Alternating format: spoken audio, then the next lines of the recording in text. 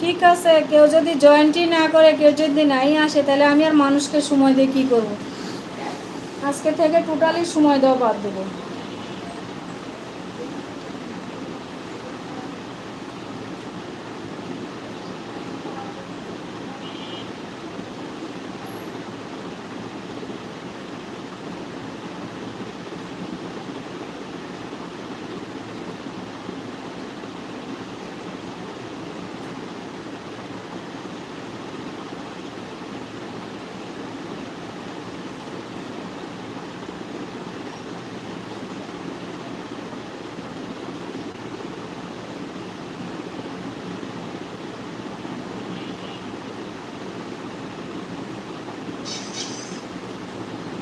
কাউরে আর সময় দিব না আজকের পরে।